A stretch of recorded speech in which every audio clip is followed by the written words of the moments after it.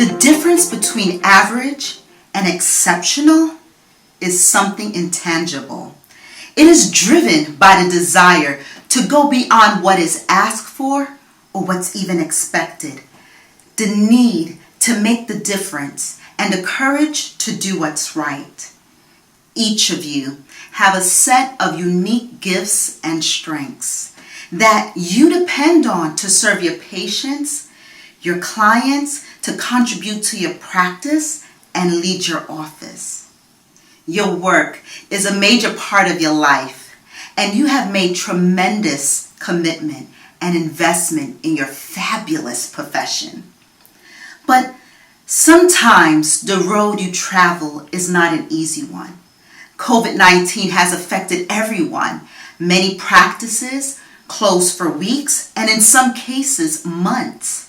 Families are working from home and children are distant learning in many different locations. New protocols are required for social distancing, disinfecting, waiting room protocols, health concerns due to proximity to patients. And for many of you, revenue is down and you have a heightened concern for your financial future. In addition to all of this, your heart and desire is to serve others, and it's often bigger than your circumstances, and yet you wake up each day committed to doing it all over again. You find great reward and inspiration from helping people preserve their sight. As an essential worker, when you help someone improve their sight or slow the process of their loss of sight, you're continuing in significant ways, and it's important to know that your work matters. Yet the constant pull and pressure of your esteemed profession and the challenges of trying to survive and thrive during a pandemic can take its toll. But you are here today, largely because you desire to be better and you want greater influence and impact with those you serve and you lead. It is the driving force for you to get up each day and do the work that you do. Your drive is inspiring me and others who are watching and joining us today. My many years of teaching and coaching have taught me interesting principles about success. Difficult paths lead to beautiful places, and every success story is a tale of transformational personal growth. When you become passionately committed to personal excellence, you will begin to tap into your wow factor. Today, I want to share a few strategies to help you go from worried, overwhelmed, and worn out to operating from a wow factor that exceeds service expectations. When you apply these strategies, you'll begin to foster the energy you need to become a professional who can intentionally awaken the passion and purpose for your work. We'll begin to see new rewards, new opportunities, and experience a greater level of satisfaction and significance in your work. If you are excited and just ready about tapping into your wow factor, just say, I'm ready. That is so awesome. You see, successful companies are usually made up of great staff, but there are sometimes entry-level and frontline staff who may not go above and beyond. But that's not the case for one employee from Starbucks who had a regular client that she seen on a daily basis named Ibby. Now you see, Ibby, who is deaf, used to place his order by texting on his cell phones to the staff so they could place his order. One day, this service barista slipped him a note and said, I've learned American Sign Language just because I would you to feel the experience that everyone else has. Now that's the wow factor in action. Starbucks may have gotten the credit, but the personal excellence was to that employee who actually created the wow factor. I had a similar story where a blind student wanted to join the program that I taught at the college. Now, this was my first time having a student under these circumstances, but I tried my very best to make sure that she was well accommodated and she felt welcome into the program. And because of that, she is now one of the most engaged and dedicated students in the program. Now, the same principles apply whether you are talking about your staff, students, employees, co-workers, vendors, or anyone else. Maya Angelou said, "People forget about what you said. People would forget about what you did, but people would never forget about how you made them feel." Personal excellence. What is it? How do you cultivate it? Well, it's through personal and professional leadership. I've always said that success is created by a series of small steps in the right direction. And when you take these small, consistent steps daily towards growing your personal and professional leadership, it will amplify your wow factor. Now let's take a closer look at personal leadership. 95% of everything you think, feel, do is a result of your beliefs and your habits. They guide you and show you the basis of how your personal brand is projected to the world. It's funny how we become what we repeatedly do. Consistency, massive action, and self-discipline are all no doubt keys to success and achieving your worthwhile goals in any field or endeavor. When it comes to improvement, the key is to focus on the kind of person you need to become in order to achieve your goals and projectives and objectives. And that's where personal leadership comes in. You see, in building personal leadership, Joe Farce defined personal leadership, think about this, as self-confidence and your ability to crystallize your thinking and to establish an exact direction for your life. And you commit yourself to moving in that direction. And then take determined action to acquire, accomplish, and become whatever it is that you identify as your ultimate goal. Think about that. Now, personal leadership is at the foundation of designing, creating, and achieving your ideal way of living, working, and leading. Your beliefs and habits begin to create the rituals and routines. And it's because of that, they are rooted into a system that's needed for personal excellence. I love the example of a tree and its root system for the concept of personal excellence because it perfectly depicts two parts of the leadership journey. There is the part that no one sees. Is depicted by the roots in the trees. And even though people can't see what's below the soil, it's great. Because as you build and your habits, you would grow. And the tree and the type of life you would live. And the activity below the surface is invisible. But in time, the work that you put into it, related to your personal leadership, will begin to pay off. Once you've developed strong leadership skills, the next step is to focus on your personal leadership. And when you do, you'll begin to develop greater expertise, become more productive, and attract more opportunities.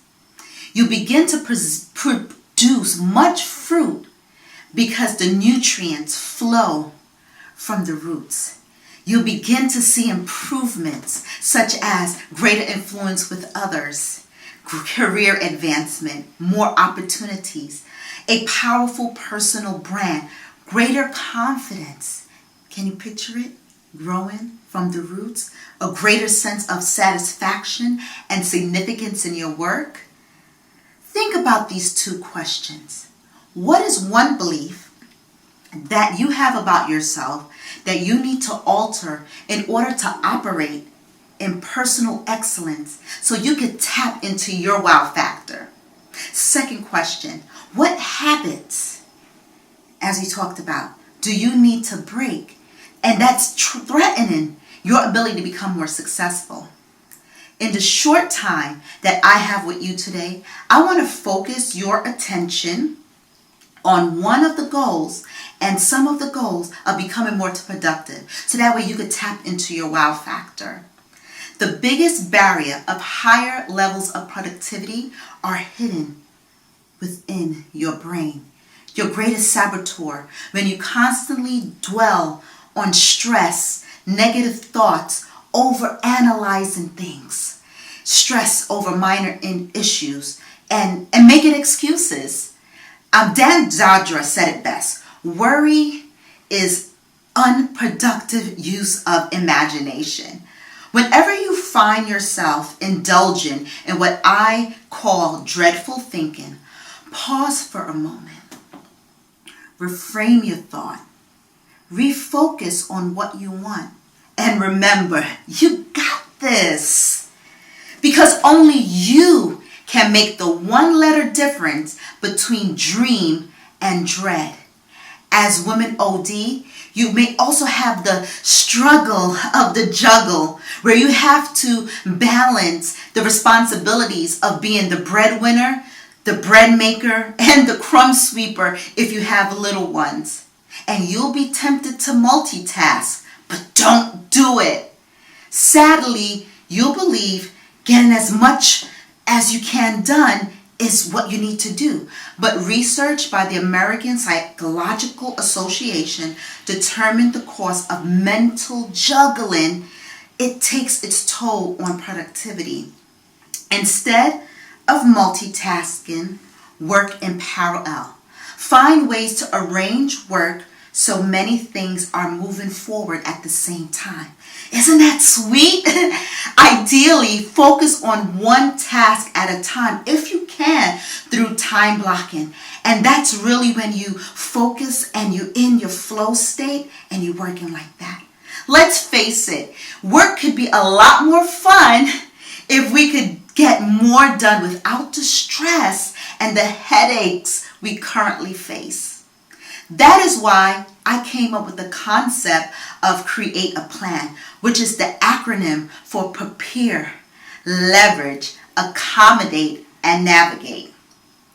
You have the opportunity to foster intentional renewal for your work so you can show up every day with a wow factor that exceeds service expectations. But this can be a challenge if you are worried, overwhelmed, and worn out. I personally know this is true because I've lived that experience. You see, when back in the days, I worked from 9 a.m. to 10 p.m. almost every other day. I would commute from New York City, Midtown Manhattan, for over an hour to Canarsie, Brooklyn, where I lived at the time. I would go to bed by midnight and then do the cycle all over again. And the high tension, the stressful, exuberant, fast-paced environment began to wear and tear on me. And it took a toll on my body. I was too tired from the daily grind to focus on my personal brand and how I was showing up. It was as if I was living out actual scenes from the movie The Devil Wears Prada and the television show Ugly Betty.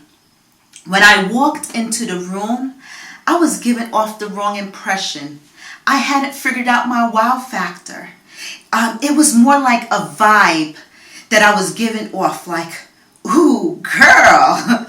I thought one time I won the lotto when I found a high-end designer, brown and white, floral button-up shirt that I found at the bottom of a bin barrel on a clearance sale. When I wore it to work, the head designer said to me, "Is that a Michael Kors shirt you're wearing?" And I thought to myself, oh my gosh, he noticed what I'm wearing.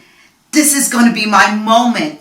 I said yes. And he said, oh, I thought so. I remember that from last season.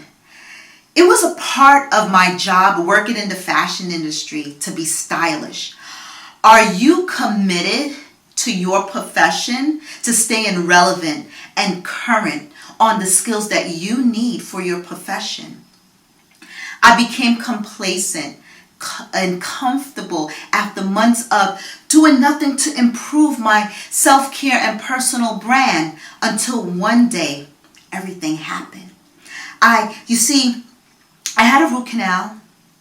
It went bad. I had to fix it, and that morning I still went into work. And as I got into the office, I felt some swelling in my nasal passage. And as the day went on, it became worse, and I felt my airways being constricted. Now, you would think by this time I would have packed my bag and left the office. But the only thing I was concerned about was making sure that I complete all my projects for the day. But then my inner voice, inner conscious whispered, just breathe. Don't deny yourself of the most essential thing you need, air. Without it, nothing else mattered at that moment or afterwards. I took a pause for a cause, and it was then that I made the decision, my perceptive change, and I decided to make me a priority. I learned how to leverage my most valuable skills, time, energy, and resources to have a greater impact on the goals that I wanted to accomplish. I began the journey to finding greater work-life integration and purpose in my work. It became the fuel that dramatically increased my productivity and focus, which energized me to have an extraordinary impact with those I serve. No matter how well you're able to manage your time and emotions, you always have to realize that the struggle is to stay productive, and it'll be difficult if you lack energy. Managing your energy is just as important as managing your productivity.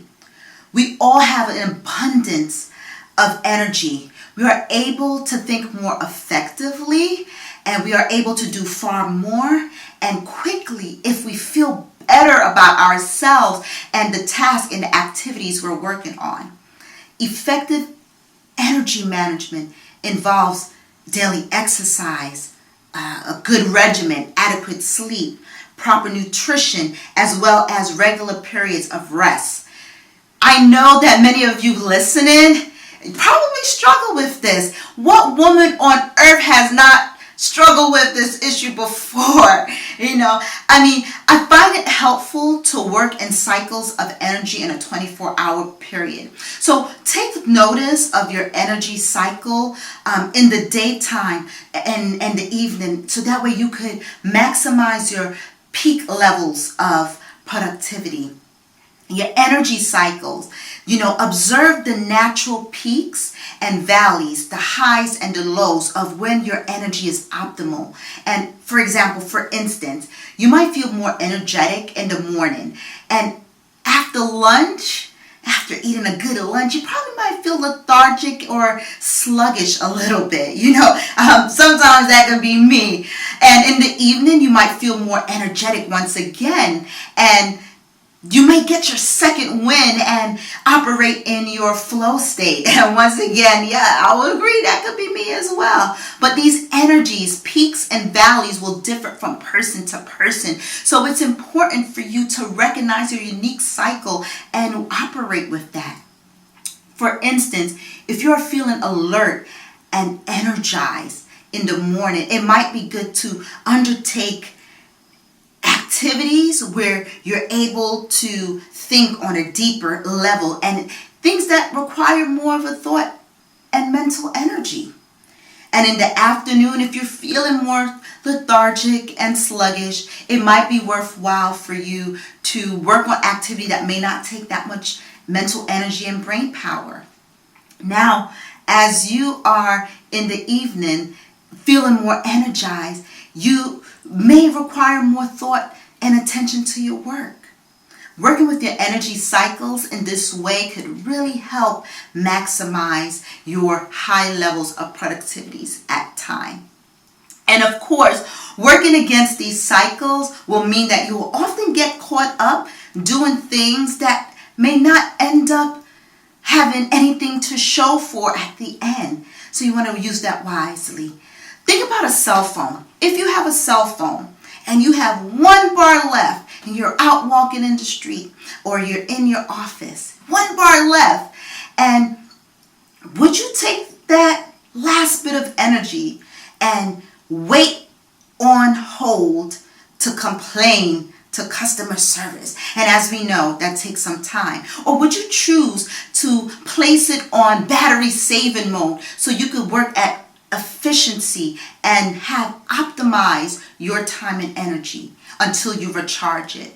You have the choice. The same goes for your body. You have the choice to foster the energy for intentional renewal.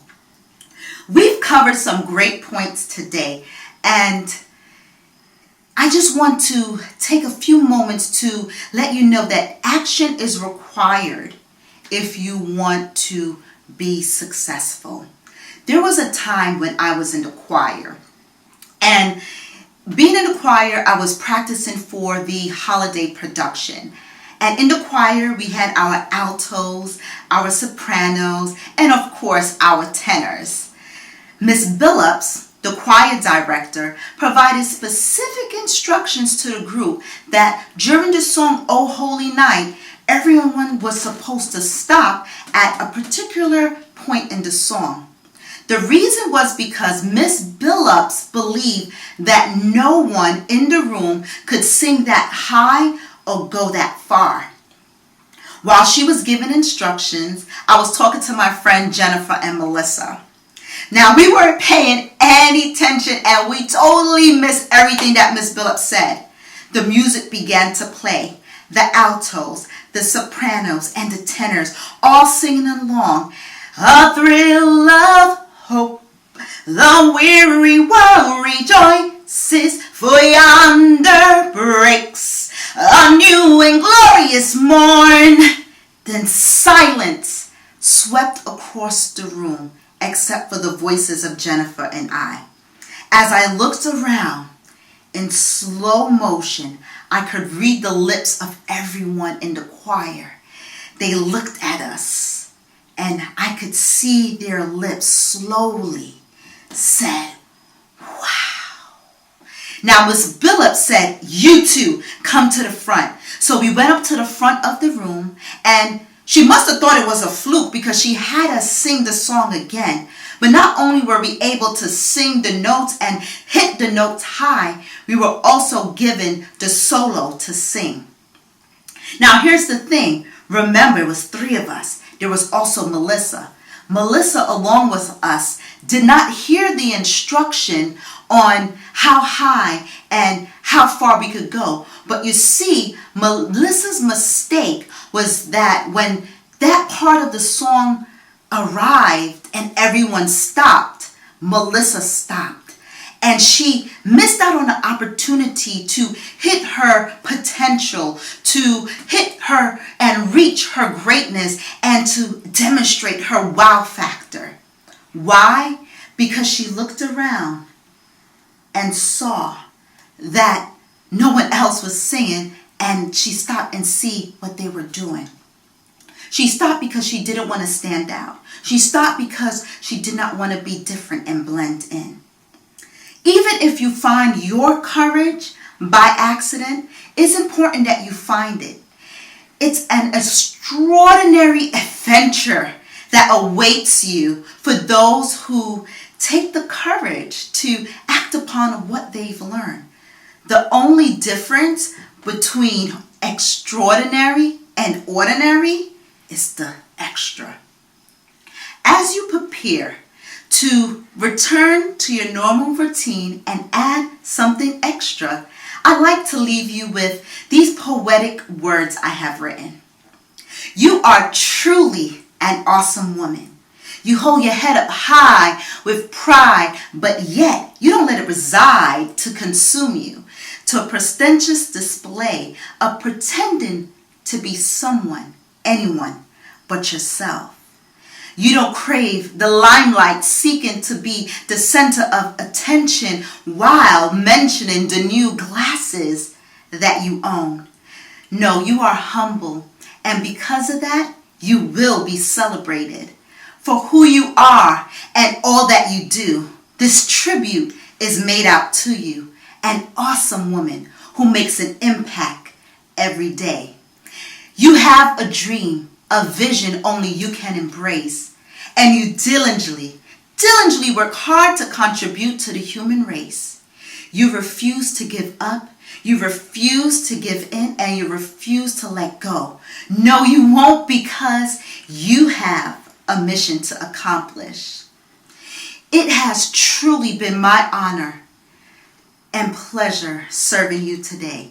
May you find the courage to find within yourself your wow factor and walk in your greatness.